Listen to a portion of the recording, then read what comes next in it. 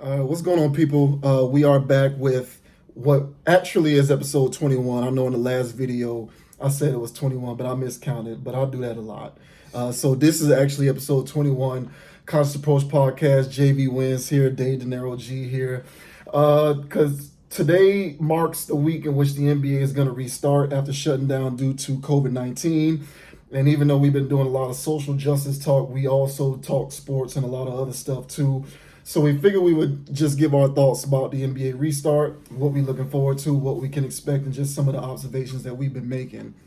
Now, first off, off the top, I'm gonna just say right off the bat, this NBA season to me is a complete and total asterisk. Me personally, I'm not weighting it as much as a typical season. It is not going to count for me. I don't give a damn who wins. You cannot with a straight face tell me that stopping a season dead in the middle of it so that certain teams can take advantage of the time off to get certain players healthy, eligible to play during the season. You can't tell me that that does not affect the integrity of the season overall. That's just my personal opinion.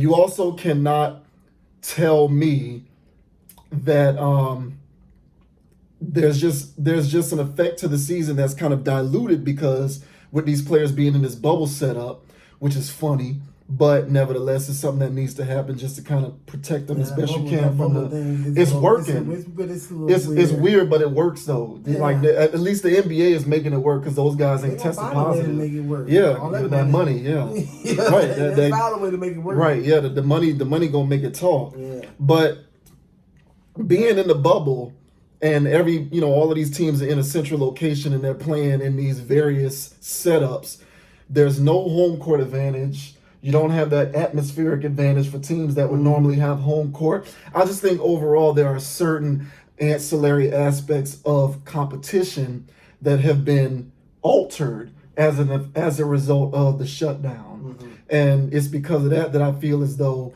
this season to me kind of is a wash. Even if there is a winner, I'm not going to weight it as much as I would other seasons where they playing 82 games and they in their home arenas and all of that kind of stuff. You can say ESPN can say whatever they want. I don't care. That don't mean they right.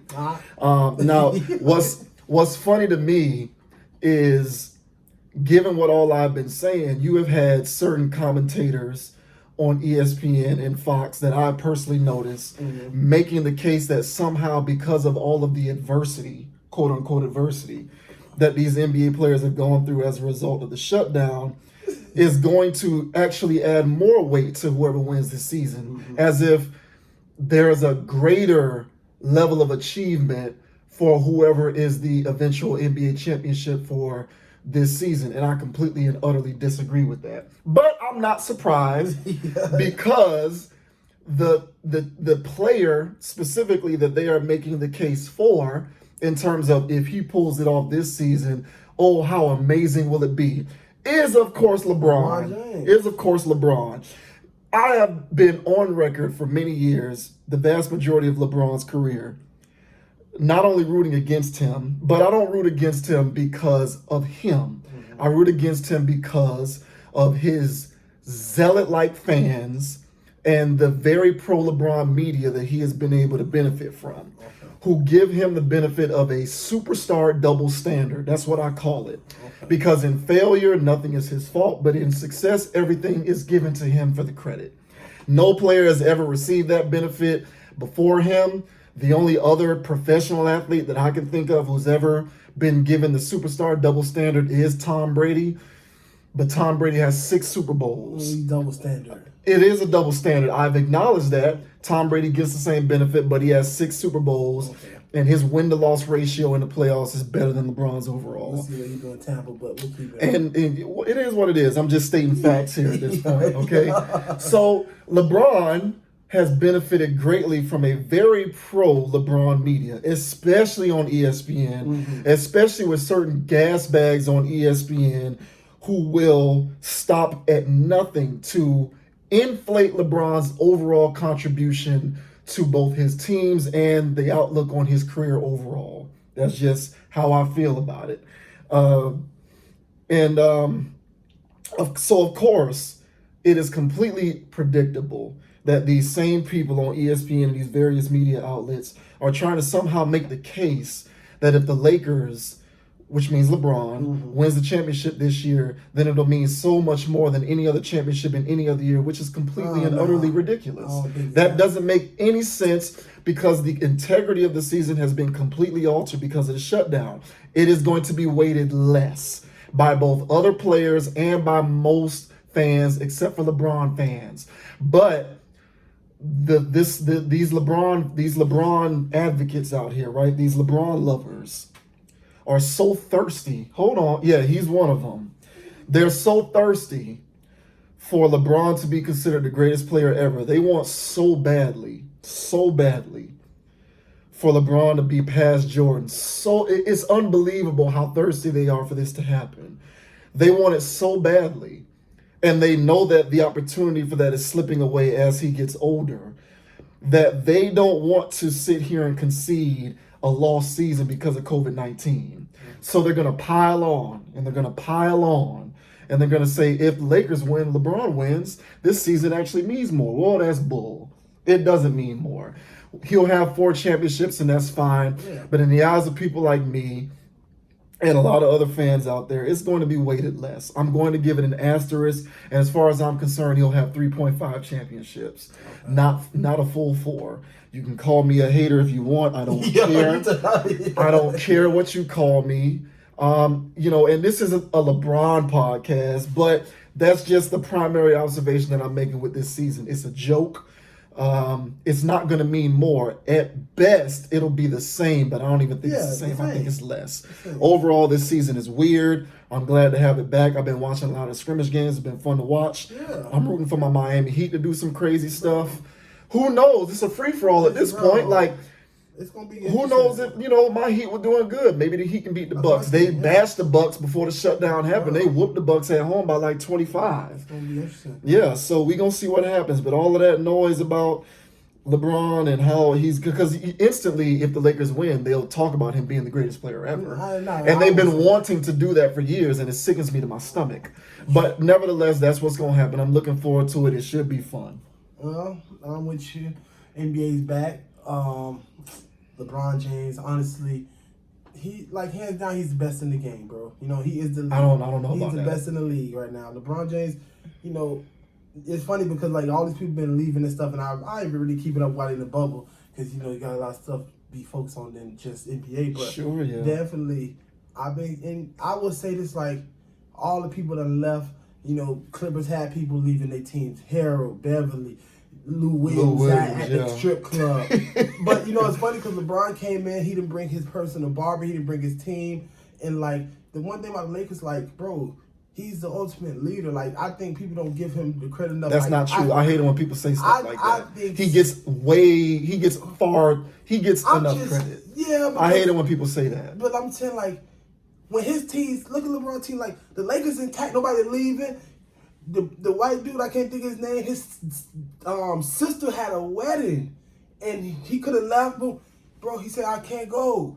And so, you attribute that to LeBron. Well, they said the players, the players, I don't have to say the players speak on how LeBron leads. Right. But yes, I definitely do, because if I go down the line, Anthony Davis definitely hasn't been a leader. He didn't win in New Orleans. He's a great player. He wasn't. Dwight Howard played more games in the kindergarten. You know what I'm saying? We got J.R. Smith, Deion Waiters. All these guys ain't got no leading qualities. Right. And Deion Waiters, problem in Miami. J.R. Smith smoking weed, forgetting what time it is on basically the clock. a problem everywhere. So it's a problem everywhere. But somehow we got Jamel McGee, who might trip just getting off the bench.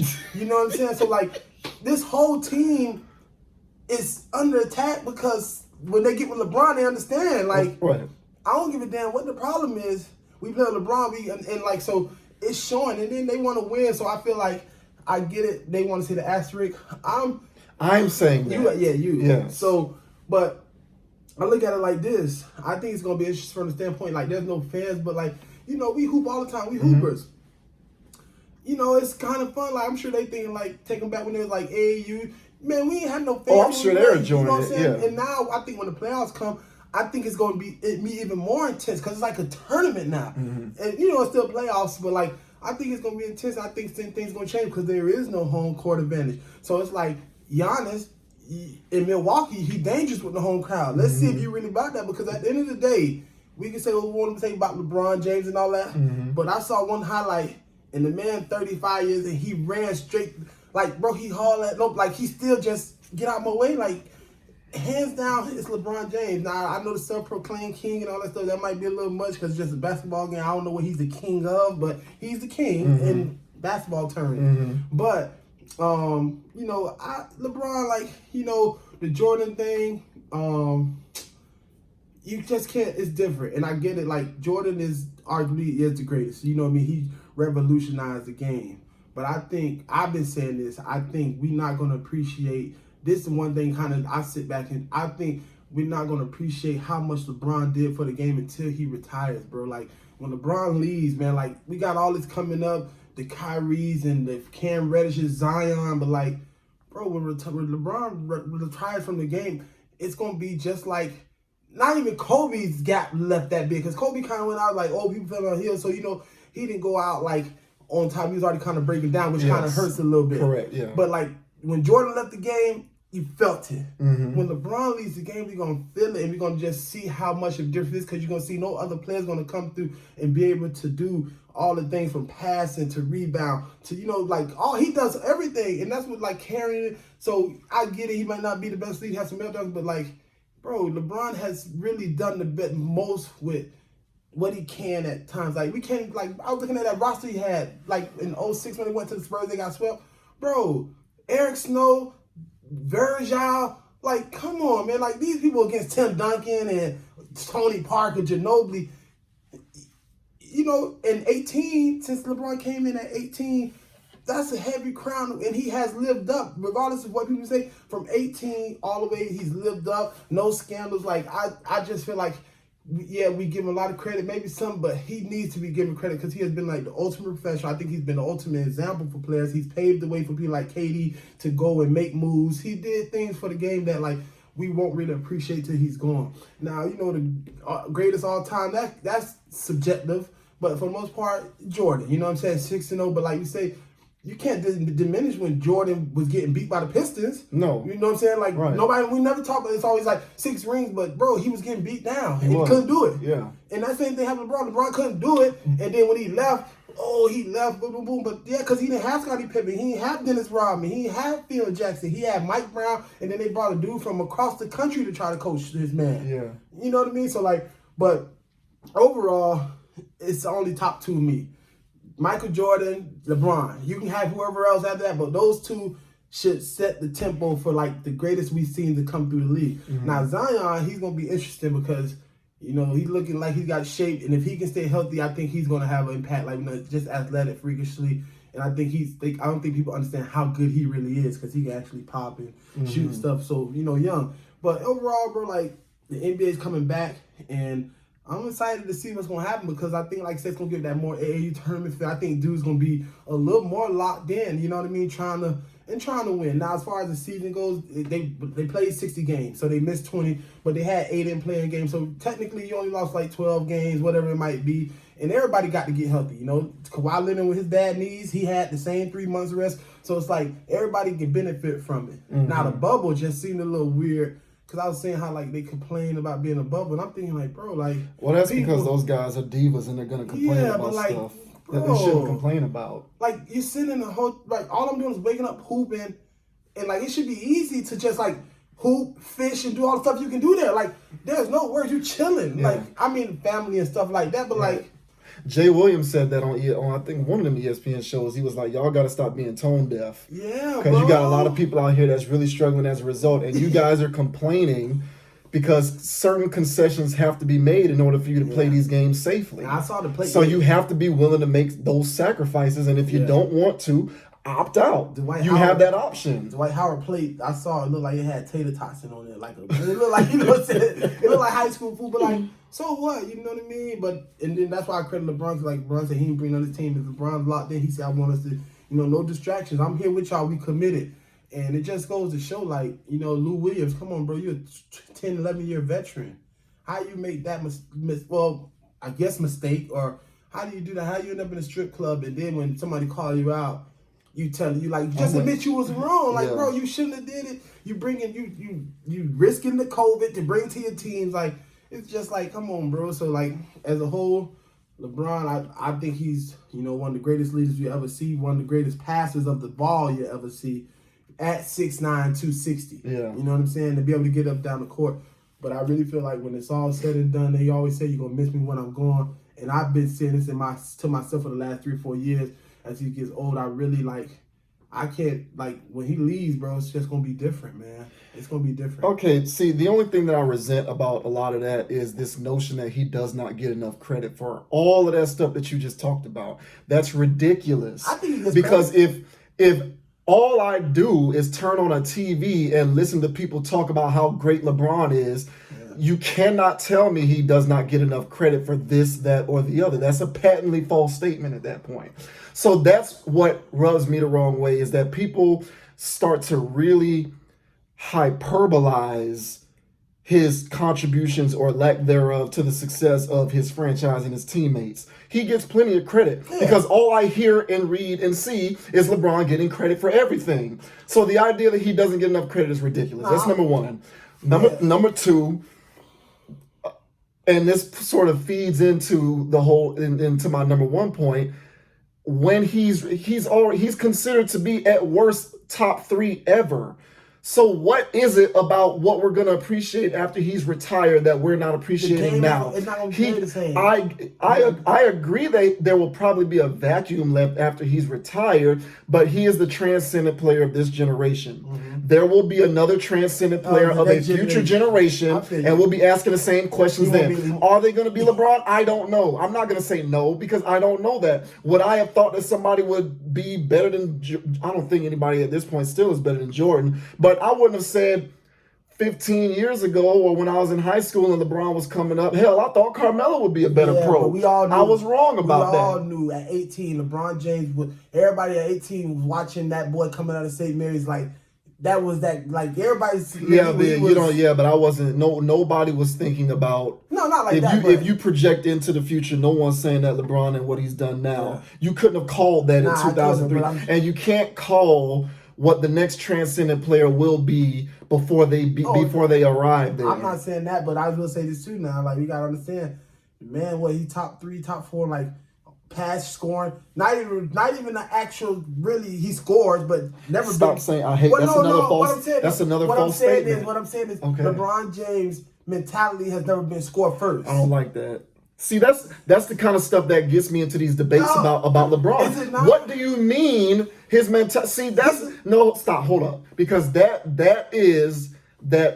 the type of false narrative. Now you got all of these people out here who regurgitate that same nonsense on the street, talking about how he's not a scorer first. He averages 28 for his career. Yeah. You can't tell me he does not have a scorer's mentality. I didn't say him. That's ridiculous. But LeBron will pass it before he shoots it. If he doesn't have a good shot for himself, or he sees someone who can take advantage of a better shot given their skill set, he will make that pass. You're absolutely correct. You're 100% right about that. But don't say that and conflate it with, he has a pass first mentality. He doesn't. How many times you see LeBron? He have 18, 15, and 15. He don't 30. Sometimes he's a great player, and he does what the team needs at the moment that it needs it in order to succeed. Yeah. If you surround somebody with 3-point shooters, as LeBron, I'm not going to shoot this 3. I'm going to pass it to the 3-point shooter who's open to shoot the 3. Those are basic basketball reads. I'm with you, but I just feel like if I line LeBron up, I take LeBron, you take whoever. I'm taking LeBron. It depends on who's on the team. Seriously, it depends on who's on the team. I'm not going to say, especially now at this point with him in season 18 or whatever. I don't know that to be a fact. I've watched plenty of games where LeBron got dominated. Yeah, and the Mavericks meltdowns, but it's all I'm talking recent. Oh, recent? Yeah. But people always want to point out that, it's not going to be perfect. But overall, LeBron James, if I had to say out of 100 and rate his career, is 95. I'll give you that. I'll give him 99. I just don't like how people the false narratives to me bother me. Well, you got to sell all that stuff he's merchandising. It doesn't matter though, because we sitting here on this. You know how many people believe this crap, and so I'm sitting here. I'm sitting here the lone voice who's trying to add reason to this and suggest that, hey, you need to calm down with all of this LeBron stuff. But now I look like a hater because I feel like I'm speaking the truth here. It is what it is, man. I'm not trying to knock LeBron and LeBron fans and all that. It is what it is, man. I'm a contrarian. I've always been a Kobe Bryant first fan over LeBron. It is what it is. But having said that, I'd be an idiot to not acknowledge that at worst, he is the third greatest player of all time. That's personally what I've always said, at worst. And if you want to debate 2 or 1, I'm going to disagree with you, but I'll at least hear you out. I'm about to see. We're going to see, because like I said, when LeBron when we line up, if you're on the court, I don't give a damn if it's in the bubble or on the part. I want to see what they got for that man. I want to see what Claude Kawhi is about to do. I want to see Giannis. All the people y'all talk about, because I'm telling you right now, one thing for sure, number 23, he show up. We gonna see. He show up. We gonna see. But I'm just saying, in a hypothetical scenario, LeBron's not going to be guarding Giannis or Kawhi. That's number 1, because he never guards the other team's best perimeter player. He hasn't done it since he was, but he doesn't. But he gets a lot of credit for being a great defender. He hides on defense. In his young days, LeBron getting the strap up. Sometimes, not all the time. Okay, but either way though, it's gonna be easy to make that case when Giannis is trying to drive to the hole and you got AD there to stop your ass. But ain't nobody going to be talking about that. They're going to be saying LeBron got it done. Nobody was saying nothing when Scottie Pippen was locking down people. They were just saying Jordan's a game-winning shot. Yeah, meanwhile, Scottie Pippen was locked up on everybody. Yeah. You know what I'm saying? So, you know what I'm saying? Dennis Rodman was diving in the stands for rebounds. Yeah. Like, that's extra energy that Jordan didn't have to do. Meanwhile, LeBron get 15 rebounds. But Jordan spent a lot of more time than LeBron guarding the other team's best perimeter player. Jordan played D, so I'm not going to act like Jordan didn't play D either. Yeah. But it would have been nice to see Jordan come on and play with Eric Snow and Virgil and see what happened. But I'm going to tell you right now, like, that was trash. Like, nobody remembers them 2003 team, 2006 final team. I remember him, but that's because I studied the game. Yeah, Delonte West was on there, right? He was there. Sasha Pavlovich. He was a decent shooter. Zydrunas Ilgauskas, all of that. Zydrunas was actually decent. Okay, so now these are good. These were decent players. But like Tim Duncan, Ginobili, like who else? I mean, maybe Robert Horton. Yeah, they swept them. Okay, so that's what was supposed to happen. You know, I'm just saying, never in the history of the league has anybody been given credit for taking a less than stellar team to the finals and getting swept. I mean, even Iverson in 2001, when they got 4-1 by the Lakers, at least Iverson got you one. And I can't say on paper that team was any better than the team LeBron took to the finals against the Spurs. That team had Dikembe Mutombo. Not an offensive option whatsoever. But yeah, Aaron McKee was Eric Snow. Come on, man. Theo Ratliff. George Lynch. And Theo Ratliff. These were not like, what are they doing there? Iverson was averaging 45 a game. I think they're equal. Theo Ratliff might be better than Virgil. Yeah, all due respect. Theo Ratliff. Emerson Virgil? Yeah, he was better than him. Yeah. And Mutombo, Hall of Famer, that time he was, but that's a Hall of Fame defensive player. Sure. So I'm just trying to make a point here. Like, we've seen things like this in the past, but I guess the way that it kind of gets portrayed in terms of how we remember it in our minds indelibly. Mm-hmm. It's like what Iverson did, even though people give him credit for it, is weighted less than what LeBron did. And to me, they're kind of the same. Well, you got to give more. And I can't say for sure that Iverson didn't lose to a better team. Like Shaq and Kobe, Robert Horry, that team was stacked. Derek Fisher. That team was stacked. Come on, man. I think Ron Harper was there. Ron Harper was there for the Bulls. Right. So that's what I'm saying. So that was a ridiculous. And Iverson got you one in LA. Yeah, but he was 6'1" on the side of me, so you got to give him that. Right. But what I'm saying is, okay, but like we give Iverson this for what he did. We give LeBron this for what he did. My thing is, I don't know if Iverson would have got them one against Spurs. Spurs would have made more defensive team. We don't know. But I'm just looking at what actually happened. Yeah, I get you. And just looking at the comparisons and the contrast. But you know, sports, like I always say, sports is just like alcohol, man. It's like beer. You like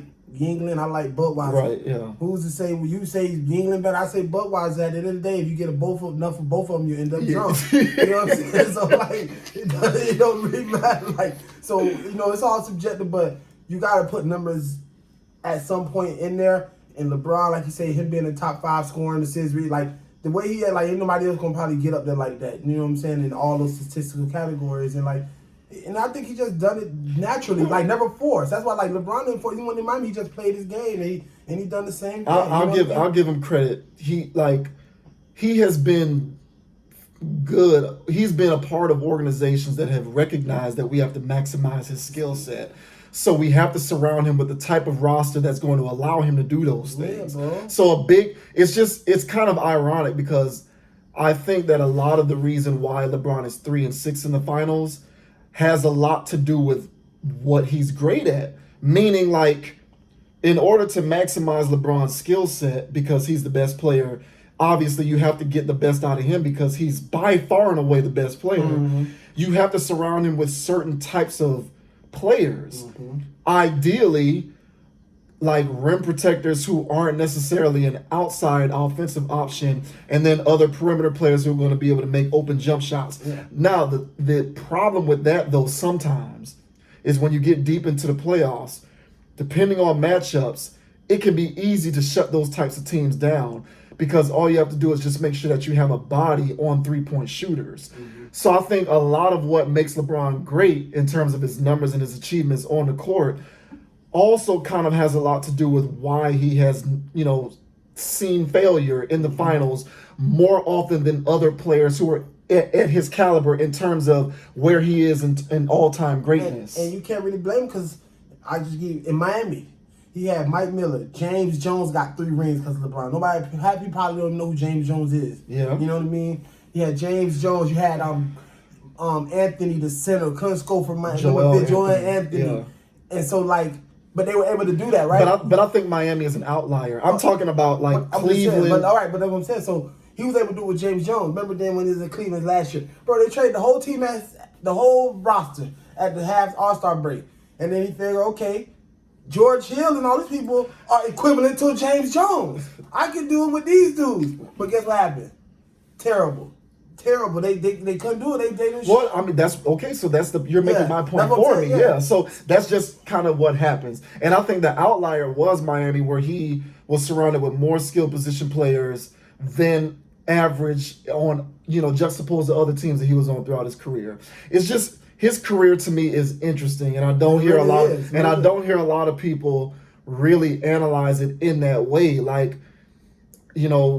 In order to get the most out of him, you have to be very specific with what you surround him with so that he can do his bulldoze to the whole pick and pop finals, open three-point shoot. Now, what's different about the Lakers is you got a guy like Anthony Davis, who in his own right is a transcendent player, not in the same way LeBron is, and definitely not the leader that LeBron is, not even close. Big man. Yeah, but he has a tremendous skill set, and he's able to affect the court on offense in various spots that other players that have his physical attributes can't do. So it's going to be interesting to see how that works out. And I'll say this about LeBron, though.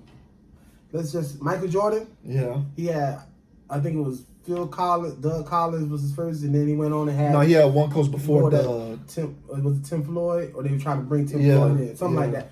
But then he had Bill Jackson for a good 10 whatever year for all the championships. Yeah. Kobe got Phil Jackson for all the championships. My man LeBron had to go from Mike Brown to Tyrone Lue to the guy from Russia. What's his name? No, the guy I know who you're talking about. He was before Tyrone Lue. Tyrone Lue replaced him. I'm just naming all the coaches. Yeah. David Black. David Black. Yeah.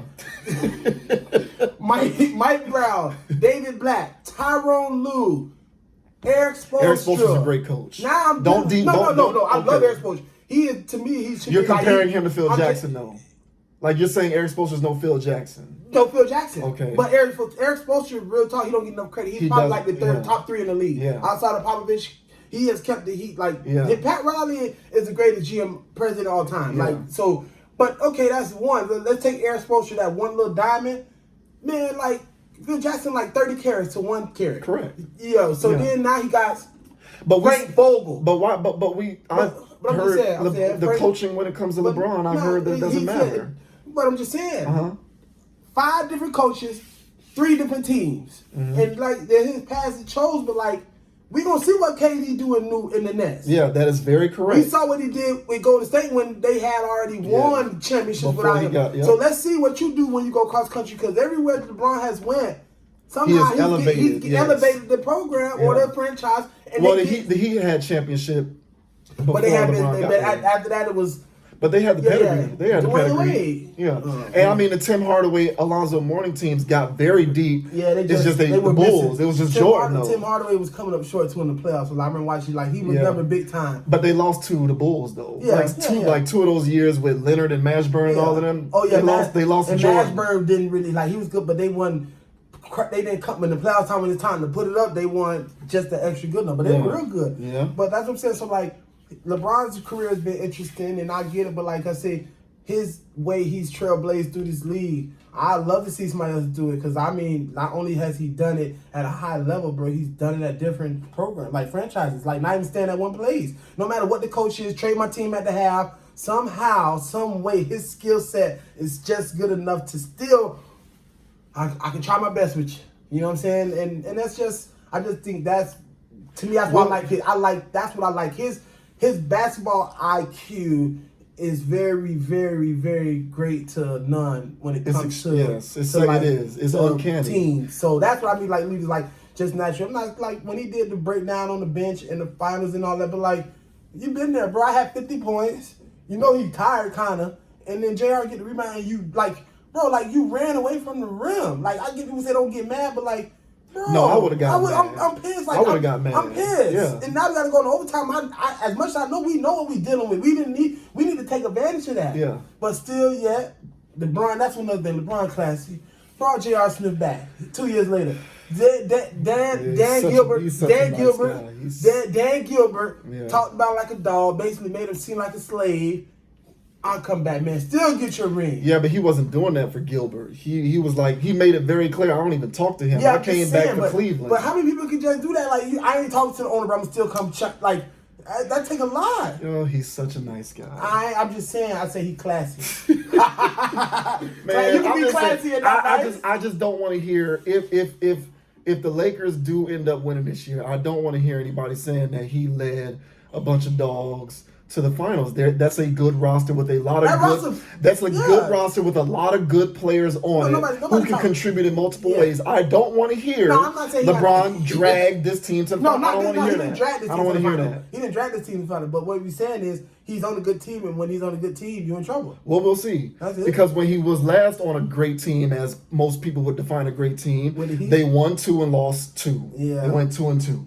So it is what it is. But I remember that first final. 50%. I remember that first final. If anybody watch, you know your history. If you watch in the finals, that first year when they got to the finals, you've never seen LeBron act like that again. I remember when they was hitting threes, they were jumping like they were like he was like they were really they made it feel like it was a college homeboy, like, bro, still the NBA. And after that, it never happened again. Like, I remember that they were jumping around, high five. It was like a show. Yeah. Okay.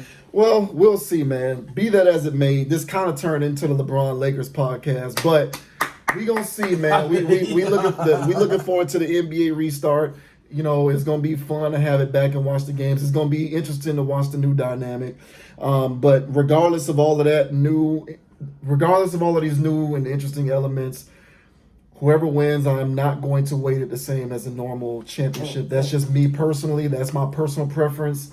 It is what it is. It's all good. They say people throw stones, you build a castle with the stones they throw at you. That's that's fine. That's fine. But I think that a lot of that talk is just a preemptive strike to prepare for whatever the outcome is with respect to the Lakers, because it's really just all about LeBron and how we're going to view this championship in light of the victory, if it happens that way. If they win, I'm not gonna say it'll be a championship, and like, I'm kind of got over the whole like GOAT debate, because like you say, it's a pointless exercise to get to. Yeah. But I'm telling you right now, for all you basketball heads out there, I want to see all y'all, because I see y'all James Hardens and the Giannis and all y'all, like my main man right here who seem to think somebody standing in the way of LeBron. I need y'all to be present now. I need to see what they're going to do when the pressure's on, because James Harden, he fumbled like he played football when he get into the playoffs. And I don't know about Westbrook. He liable to go 0 for 18 and then go, you know what I'm saying? So, like,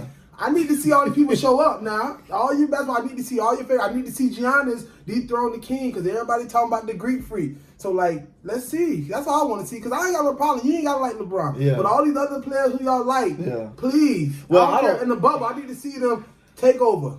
I don't like nobody really except the healthy KD is the only one who I think can approximate LeBron's ability. We'll see what he do in New Jersey next year. Yeah, and you're right, though. So, and I'm very transparent about that. At this point in Brooklyn, with a weirdo teammate like Kyrie Irving, we're gonna see what you do with that. Because I'm out on Kyrie. I don't. I remember at the gym, they used to house me when I said I was not the biggest Kyrie fan, and it was not because I'm just saying most people. I hear people people love Kyrie. Like Kyrie like that 87 dunk that. You know what I'm saying? The rim shining, the paint, everything good, but then you lift the hood and the engine still, you know what I'm saying? Like he just missed it, and it's like, it's just I just never was sold on. You only played 9 games at Duke, and it's like, before LeBron came to Cleveland, he was scoring 50 points. They won like 9 games. They had the number 1 overall pick in the draft with him there. Come on, bro. I'm out, but I'm out on him. Give me Damian Lillard all day. To me, Damian Lillard is a far better player. Yeah, give me those guys all day. But it is what it is, man. We're going to wait and see what happens, man. All the sports heads, we excited to have the NBA restart back, as well as other sports, too. Baseball's back. Soccer's been back for a while. I've been watching a lot of boxing, too. Yeah. Tuesday night fights. Get your tickets in. Yeah. Get your popcorn ready, like T.O. said. But we're going to go ahead and sign off from there, man. Be sure to check out the website, consciousapproach.com. Check us out on YouTube at Conscious Approach. You can find me on Instagram at JVWins. You can find me on Facebook. Search the name. I won't spell it. You can find my boy Dave De Niro G on Instagram at 305_and_beyond, as well as the apparel line pvo.apparel is on Instagram, as well as the apparel website pvo.apparel.store. A lot of new designs, support black businesses. Please check all of that out, man. Doing a lot of big things. Support logical content. Yeah. And like you said, man, check us out, Conscious Approach. We be sharing these on the Instagram and all that kind of stuff. And like you say, man, get you some nice gear, get you whatever you need, man. But most important, get you some logical content to help better yourself. Yeah. You know what I mean? Please support logical content, man. It's very needed in the world. And, until next time, as we always like to say, we will see you later. Assalamu alaikum. We are out of there.